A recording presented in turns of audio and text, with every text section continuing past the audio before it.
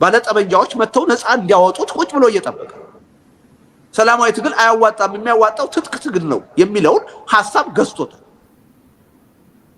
ስለዚህ ተቃዋሚዎች የሚቀጥለው ምርጫ ላይ እኔ በምፈልገው መጠን ተጠናክረው ገብተው አዲስ አበባ ነፃ ያወጣሉ የሚል እምነት የለኝም። ያ ማለት ግን ስልቱ አይሰራም ማለት አይደለም። እምነቱ ቢኖረን በስልቱ ስልቱ የሚፈልገውን ዋጋ ለመክፈል ከተዘጋጀ በተግባር ማለት ነው ምንም ጥርጥር የለኝም። ምንም አሁን እኔም ማነሳውን ሐሳብ አዲስ አበባ ያሉ የፖለቲካ ኃይሎች አብዛኛው ህብረተሰብ ቢቀበለው ምንም ጥርጥር የለኝም በአጭር ጊዜ በሰላማዊ ትግል በምርጫም ለውጥ ማምጣት እንችላለን። ያለው ነባራዊ ሁኔታ ግን እንደዛ አይፈቅድም። እኔ ወረቀቴም ላይ በግልጽ ነው ያስቀመጥኩት። እኔ የሚቀጥለው ምርጫ ላይ አዲስ አበባን ነፃ ካገዛዙ እንነጥቃለን አይደለም ያለው። በአግባቡ ሰላማዊ ትግሉን ከተጠቀምንበት ሰላማዊ ትግሉ የሚጠይቀውን ዋጋ ለመክፈል ከተዘጋጀን ግን ኦፍ ኮርስ ይቻላል ብዬ ነው። አሁን ባለው ተጨባጭ ሁኔታ ያ ይቻላል ወይ ካልከኝ ግን አይቻልም። ለምን? አብዛኛው ሰው በሰላማዊ ትግል ለውጥ አይመጣም ብሎ ተስፋ ቆርጦ እጁን አጣጥፎ ታጋዮችን ነው እየጠበቀ ያለው፣ ታጣቂዎችን ነው እየጠበቀ ያለው። ይሄ ትክክል አይደለም፣ የትም አያደርስም የሚል እምነት ነው ያለኝ። ስለዚህ ምንም የሚጋጭ ነገር የለውም ማለት ነው ያቀረብኩት ነገር። አሁንም ቢሆን ከዚህ አስተሳሰብ ወጥተን ለሰላማዊ ትግል ቁርጠኛ አቋም ይዘን ሰላማዊ ትግሉ የሚጠይቀውን ዋጋ በተከታታይ በገፍ መክፈል ከቻል ምንም ጥርጥር የለም አገዛዙን በአገርም ደረጃ በአዲስ አበባም ደረጃ ቻሌንጅ ማድረግ እንችላለን። ተጨባጭ የሆነ ለውጥ ማምጣት እንችላለን። የሚያሳዝነው ግን ይህ አስተሳሰብ አሁን ተቀባይነት የለው። ከ1997 በብዙ ርቀት ተቀባይነት የለው። አሁን የሚናፈቁት አሁን የሚደመጡት ብሔርተኛ ኃይሎችና ጦረኛ ኃይሎች ናቸው። በሰላማዊ ትግል የምናምን ኃይሎች ኢሬሌቫንት ሆነናል። በኢትዮጵያ ፖለቲካ ሚና የለሽ ሆነናል። እንዳንደመጥ ተደርገናል። ለዚህ ነው በዚህ የምንቀጥል ከሆነ የኢትዮጵያ የወደፊቱ ዕጣ ፈንታ መንግስት የለሽ መሆን ነው፣ እየተላለቁ መፈራረስ ነው የምለው ያለ ምክንያት አይደለም። ይህ አስተሳሰብ ተቀባይነት ቦታ እንደሌለው ስለማውቅ እና የሚቃረን ነገር የለውም። ይሄን በግልጽ ማየት ለዚህ ነው ቅድም ወደ ሀገር ቤት ሲሄድ የሆነ ተአምር ይፈጠራል ብዬ አይደለም። ግን የዚህ የትግል ስልት አስፈላጊነት ህይወትንም ጭምር ሪስክ አድርጎ ለህብረተሰብ ማሳየትን ይጠይቃል ብዬ አምናለሁ። በዚህ ደረጃ ዋጋ መክፈልን ይጠይቃል ብዬ አምናለሁ። ስለዚህ ወንድሜ ጴጥሮስ ያነሳው ጥያቄ አለ። እስከምን ድረስ ነው የምትሄደው ያልከኝ? እኔ ባለፉት 32 ዓመታት ለትግሉ መስጠት የምችለውን ነገር ሁሉ ሰጥቻለሁ ብዬ ነው የማምነው። እስካሁን ያልሰጠሁት ነገር እና የቀረኝ አንድ ነገር ነው፣ ህይወት። አንድ ህይወት እሱንም ጭምር የመስጠት ዝግጁነት አለ ትግሉ እስከጠየቀ ድረስ። በዛ ደረጃ ሄደን የሰላማዊ ትግልን አስፈላጊነትና ጠቃሚነት ለኢትዮጵያ ህዝብ ማሳየት አለብን። የኢትዮጵያን ህዝብ አይምሮ መፈታተን መገዳደር አለብን ብዬ አምናለሁ። እዛ ድረስ መሄድ አለብን ብዬ አምናለሁ። አለበለዚያ ራሳችንን በህይወት እያቆየን ሳንታሰር ሳንንገላታ ለውጥ እንዲመጣ የምንፈልግ ከሆነ ላገዛዝ ነው ምቹ ሁኔታ እስካሁን እንዳደረግ ነው የምንፈጥር። ይሄ መታወቅ ያለበት ይመስለኛል። ወንድሜ ምን አላቸው? ከዚህ ጋር አያይዘህ ያመጣው ጥያቄ አለ። ታጣቂዎችንም ትተቻለህ፣ ሰላማዊ ታጋዮችንም ትተቻለህ፣ አገዛዙንም ትተቻለህ፣ ብቻህን አልቆምክም ወይ ያልከው ነገር አለ። በነገራችን ላይ እኔ ብቻዬን ነኝ ብዬ አላምንም። ይሄን አስተሳሰብ የሚጋሩ ብዙ ሰዎች አሉ። በጣም ጥቂት የተደራጁ አሉ፣ ያልተደራጁ ደግሞ ብዙዎች አሉ ብዬ ነው። ሐሳቡ የተሸነፈ ነው ካልከኛው የተሸነፈ ሐሳብ ደጋግሜ በተለያዩ መድረኮች እንደተናገርኩት እኔና እኔን መሰል ሰዎች የምናራምደው አቋም በኢትዮጵያ የፖለቲካ መድረክ የተሸነፈ ነው። ለዚህም ነው ራሴን እንደ አንድ የከሰረና የተሸነፈ ፖለቲከኛ የምቆጥረው። 32 ዓመት ሙሉ ስለ ሰላማዊ ትግል ሰብከን ስለ ህዝብ አብሮነት ሰብከን አሁን ግን አሸናፊ ሆኖ የወጣው ብሔርተኝነትና ጦረኝነት ነው። የሀገሩን አስተሳሰብ የገዘመ ይሄ ኃይል ነው። ስለዚህ ምናላቸው እንዳልከው የተሸናፊዎች አስተሳሰብ ሆኗል። ያ ማለት ግን አመለካከቱ ስህተት ነው ማለት አይደለም፣ ስልቱ ስህተት ነው ማለት አይደለም ማለት ነው። እንደዛ አይደለም። ሌላው ዓለም ሁሉ ይሄን አስተሳሰብ ተቀብሎ ችግሩን መፍታት ችሏል። አሁን በዓለም ውስጥ አብዛኛው ከ2/3 በላይ የሚሆኑ አገሮች በዲሞክራሲ ነው የሚተዳደሩት። ከሁለተኛው ከቀዝቃዛው ወይም ከኮልድ ዋር በኋላ ራሱ ከ60 ከ70 አገሮች በላይ ወደ ዲሞክራሲ ተሸጋግረዋል። ዛሬ የእርስ በርስ ጦርነት የሚያካሂዱ አገሮች በጣም በጣት የሚቆጠሩ ጥቂቶች ናቸው። ዴሞክራሲ ነው የሚገዛቸው፣ ምርጫ ነው የሚገዛቸው። እኛንን አሁንም በጦርነት መፍትሄ ይመጣል ብለን እርስ በርስ እየተገዳደልን ያለ። ስለዚህ ይሄ ሐሳብ የጥቂቶች ያንተ ብቻ አትበለው። እኔ እንደዛ ብዬ አላምንም። ይሄን ሐሳብ የሚጋሩ ብዙዎች እንዳሉ አውቃለሁ። የጥቂቶች ሆኗል ካልክ ግን አዎ ሆኗል። እውነት ነው። ብዙዎች ይሄን ሐሳብ አይጋሩትም። እውነቱን ለመናገር ስለ ሰላማዊ ትግል እኔ ያለኝ አመለካከት አሁን በህዝብ ደረጃ ተቀባይነት የለውም። እንኳንስ በህዝብ ደረጃ የራሴን የቤተሰብ አባላት ማሳመን አልቻልኩም። አብዛኛዎቹ የቤተሰብ አባሎች በሰላማዊ ትግል ለውጥ አይመጣም ብለው የሚያምኑ ናቸው። በዛ ደረጃ ነው የተሸነፍነው። በዛ ደረጃ ነው በሰላማዊ ትግል ህዝብ እምነት ያጣ። ግን ይሄ ትክክል ነው ማለት አይደለም። ትግል ማለት በፈተና ውስጥ እየወደቁ እየተነሱ ስልቱን ጥርስ ነክሶ እስከ መጨረሻው ድረስ ይዞ መቀጠል። ማሸነፍ የሚቻለው በዛ ሂደት ነው። መሀል ላይ ተስፋ ቆርጠን የምናቆመው ከሆነ የትም መድረስ አይቻልም። ስለዚህ በዚህ መልኩ ብታየው ይገባል። ብቻህን ነህ የሚለው በጣም የጠበበ ይመስለኛል። ግን ጥቂቶች ናቸው የዚህ አመለካከት አራማጆች ካልከኝ እስማማለሁ። የተሸነፈ አመለካከት ሆኗል። ግን የተሸነፈ ማለት የተሳሳተ ነው ማለት አይደለም። ኢትዮጵያ ውስጥ አለመታደል ሆኖ የሚሸነፈው አስተሳሰብ ጥሩ አስተሳሰብ፣ አለመታደል ሆኖ አሸናፊ የሚሆነው አስተሳሰብ በጎ ያልሆነው አውዳሚው አስተሳሰብ በተግባር እያየን ያለ ነው። ይሄ ነው። ለዚህ ነው በጭካኔ በርስ በርስ እየተገዳደልን ያለ ነው።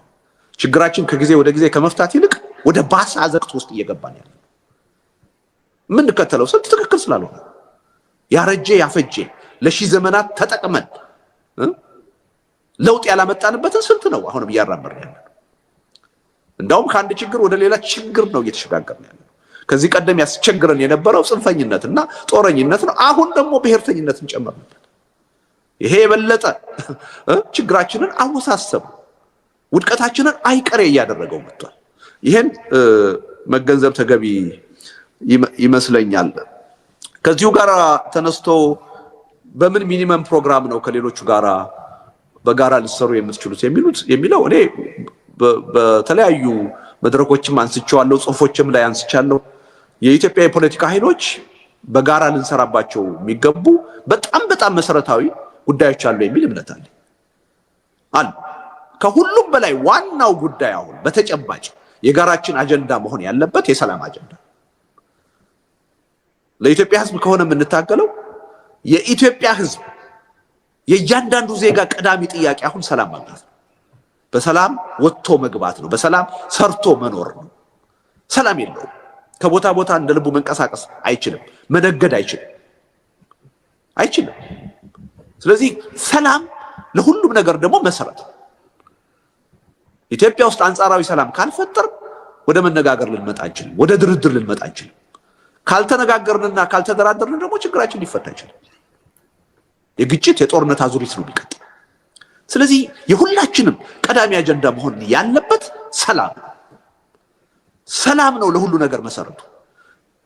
ይሄ ከፖለቲከኞቹ ብቻ የሚመነጭ ሳይሆን አሁን እውነቴን ነው ጥናት ቢደረግ አብዛኛው የኢትዮጵያ ሕዝብ ቀዳሚ ጥያቄ የሰላም ጥያቄ፣ እያንዳንዱ ዜጋ በእያንዳንዱ ዕለት ሊያገኘው የሚፈልግ ነገር ሰላም ነው።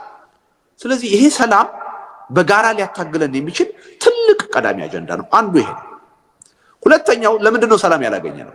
የፖለቲካ ቅራኔዎች፣ ችግሮች ስላሉ። እነዚህን ለመፍታት ምን ያስፈልገናል? ሀገራዊ የውይይትና የድርድር ሂደት ወይም ናሽናል ዲያሎግ ያስፈልገናል። ካልተነጋገርን፣ ካልተወያየን ችግራችን ሊፈታ አይችልም። ሰላማችን ዘላቂ ሊሆን አይችልም። ስለዚህ ይሄ የጋራ አጀንዳ መሆን ይችላል። ሁለተኛው አጀንዳ ናሽናል ዲያሎግ፣ ሀቀኛ የሆነ እውነተኛ የሆነ ናሽናል ዲያሎግ ያስፈልጋል። ይሄ የጋራ አጀንዳ ሊሆን ይችላል። ምክንያቱም አሉን የምንላቸውን ቅራኔዎች ሁሉ ወደ ጠረጴዛ አምጥተን ወደ ህዝብ ውሳኔ አምጥተን ልንፈታ የምንችለው መነጋገር ስንችል፣ ያ መድረክ ሲኖር፣ ይሄ የጋራ አጀንዳ ሊሆን ይችላል። ሌላው አሁን ባለው የኢትዮጵያ መንግስት በብልጽግና መንግስት ችግራችን ሊፈታ አይችልም። ያለፉትን 6 ዓመታት ፓተርን ካየነው፣ ሂደት ካየነው ከቀውስ ወደ ቀውስ ነው እየተሸጋገርን ያለው። በአንድ ቀውስ ላይ ሌላ ቀውስ እየጨመርን መጣን እንጂ ችግራችን በፍጹም እየተፈታ አልመጣም። እስከ ሰሞኑ የትግራይ ክራይሲስ ድረስ ኦሮሚያ ውስጥ ያለው ችግር፣ አማራ ክልል ያለው ችግር በአጠቃላይ ሲታይ በ6 ዓመቱ እየተቃለለ እየተፈታ የመጣ ችግር የለም። ከአንድ ችግር ወደ ሌላ ችግር ነው እየተሸጋገርን ያለነው። ቀውስ እየተባዛ ነው የመጣው። አለመተማመን እየተባዛ ነው የመጣው። ስጋት እየተባዛ ነው የመጣው። ስለዚህ አሁን ባለው መንግስት የሚፈታ ችግር የለም። ነገር ግን አሁን ያለው አገዛዝ ተሳታፊ የሚሆንበት አዲስ የሽግግር ሂደት ያስፈልጋል። ሁሉንም በሐቀኝነት የሚያሳትፍ ሁሉን አቀፍ የሆነ የሽግግር ሂደት ያስፈልጋል የሚለው የሁሉም አጀንዳ መሆን አለበት። ለምን ኢትዮጵያ ውስጥ ከአሁን በኋላ አንድ ኃይል ጠበንጃ አንስቶ ሌላን ኃይል አሸንፎ አንበርክኮ ሊገዛ የሚችልበት ቻፕተር የለም፣ ተዘግቷል። ዝም ብለን እንዋጋለን እንጂ ዝም ብለን አሁን የትግሉ አውድማ ውስጥ እንፋለማለን እንጂ ማንም ኃይል ከዚህ በኋላ ራሱን አሸናፊ አድርጎ ሌላውን ጨቆኖ ሊገዛ የሚችልበት እድል የለም። መንግስትም ይሁን ተቃዋሚም ይሁን አንዱ ሌላውን አሸንፎ ሊገዛ የሚችልበት እድል የለም። ይሄ በተግባር ታይቷል። ሁሉም ጠበንጃ አንስቶ ስትገለኝ እገልሃለሁ ብሏል። ቫዮለንስ ሃይሊ ዲሴንትራላይዝድ ሆኗል።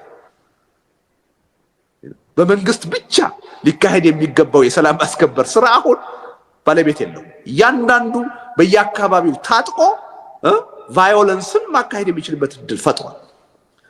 ስለዚህ አንዳችን ሌላችንን አሸንፈን ዘላቂ ሰላም ኢትዮጵያ ውስጥ ልናመጣ አንችልም፣ የጋራችንንም የየራሳችንንም ጥቅም ልናስከብር አንችልም በሚለው ላይ መስማማት መቻል አለብን። ስለዚህ ሁሉን አቀፍ ይሆን አገዛዙንም ጨምሮ ሁሉንም ተቃዋሚ ኃይሎች የሚያሳትፍ በሰላምም በትጥቅም ያሉት አዲስ የሽግግር ሂደት ያስፈልጋል። ያ የሽግግር ሂደት ምን አይነት ይሁን? የሽግግር መንግስት ይሁን ወይስ ደግሞ በኮሚሽን ይመራ ወይስ ምናምን የሚለው ጥያቄ በናሽናል ዲያሎግ ሂደት የሚታይ ይሆናል። አሁን አስቀድመን ልዩነት መፍጠር ያለብን አይመስለኝም፣ ግን መስማማት ያለብን አዲስ የሽግግር ሂደት ያስፈልጋል። ስለዚህ እነዚህ 3 አጀንዳዎች ሰላም፣ አገራዊ የውይይትና የድርድር ሂደት ወይም ናሽናል ዲያሎግ፣ አዲስ እና ሁሉን አቀፍ የሽግግር ሂደት የሁሉም የፖለቲካ ፓርቲዎች ሚኒመም ወይም የጋራ አጀንዳ መሆን ይችላሉ ብዬ አምናለሁ። እነዚህም በጥቅል ስንወስዳቸው ምንድነው የሚሆነው? ዋናው አጀንዳችን አገርና ህዝብን እየተላለቁ ከመፍረስ ማዳን ነው አጀንዳ መሆን ያለበት። ያን ግን ማድረግ የምንችለው እየተዋጋን በመቀጠል አይደለም። አገርና ህዝብ እየተላለቁ ከመፍረስ ሊድኑ የሚችሉት እየተዋጋን በመቀጠል አይደለም። መጀመሪያ ጀኒውን የሆነ ቅድም እንዳልኩት ናሽናል ዲያሎግ የሽግግር ሂደት እዚህ ሀገር በመፍጠር ህዝብ ጨራሽ የሆኑትን ጦርነቶች መጀመሪያ በማስቆም እና ለዚህ ነው ሰላም ቀዳሚ የጋራ አጀንዳ መሆን ያለበት። ስለዚህ እኔ እነዚህ አጀንዳዎች ሊያታግሉን የሚችሉ ሊያሰባስቡን የሚችሉ በጣም ትልልቅ የሆኑ እውነተኛ የህዝብ አጀንዳዎች ናቸው። በእነዚህ ዙሪያ ተሰባስበን መስራት እንችላለን። ሌሎቹ በማህበራዊ፣ በኢኮኖሚ፣ በፖለቲካ ጉዳይ፣ በውጭ ጉዳይ ያሉ ልዩነቶች ሁሉ ቀጥለው የሚመጡ ናቸው። በሂደት ሊፈቱ የሚችሉ ናቸው። ትልቅ ችግሮች አይደሉም የሚል እምነት ነው ያለኝ እና በዚህ መልኩ መታየት ያለበት ይመስለኛል። ሌላው ምናላቸው መሰልከኝ አንድ ጥያቄ ያቀረብከው አለ። አዲስ አበባ ስትሄድ የሰላም ሚኒስትር የምናምን አበባ ይዘው ቢቀበሉ ያልከው ነገር አለ። በነገርህ ላይ ሆን ብዬ አገር ቤት የምገባበትን ቀን አላሳወኩም። በአንድ ወር ጊዜ ውስጥ እንደምገባ ነው እንጂ በዚህ ቀን ገባለሁ አላልኩም። ይሄን ያላልኩት ለምንድን ነው? ከመንግስት አንተ ያልከው አይነት አቀባበል አልጠብቅም። ግን በበጎ ሁኔታ የኔን መግባት የሚፈልጉ ሰዎች ኤርፖርት መጥተው ለመቀበል የሚፈልጉ አሉ። ጥያቄም ያቀርቡልኝ አሉ። ኢቭን አገር ቤት የሚንቀሳቀሱ የተቃዋሚ ፓርቲ መሪዎች መተን ልንቀበልህ እንፈልጋለን የሚል ጥያቄ አቅርበውልኝ ነበር። እኔ አልፈለኩም። የኔ አገር ቤት መግባት ትልቅ ኢሹ እንዲሆን መነጋገሪያ እንዲሆን አልፈለኩም። ለኔ መግባቴ ምንም ማለት አይደለም እና ደግሞ በመግባቴ ሂደት አስታክኬ የሆነ የፖለቲካ ትኩሳት ለመፍጠር ምናምን ፍላጎት የለኝም። በዚህ ምክንያት ኢቭን የምገባበትን ቀን አላሳወቅኩም። መንግስት በራሱ መንገድ ሊያውቅ ይችላል። ግን እንዳልከው አሁን መንግስት በእውነት እንደዛ አስቦ አበባ ይዞ ቢቀበለኝ በደስታ ነው አበባውን ቢቀበለው፣ እሰየው ነው። እንደ አንድ ፖዚቲቭ ነገር ነው የማየው።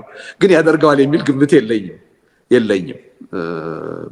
በዛ ደረጃ ነው ያለኝ ግንዛቤ ማለት ነው። ሌላው ከዚህ ከምክክር ኮሚሽኑ ጋር ግንኙነት ፈጥረሃል ወይ የሚል የለም። ማንም አግኝቶኝ የሚያቅም አነጋግሮኝ የሚያቅም የለም።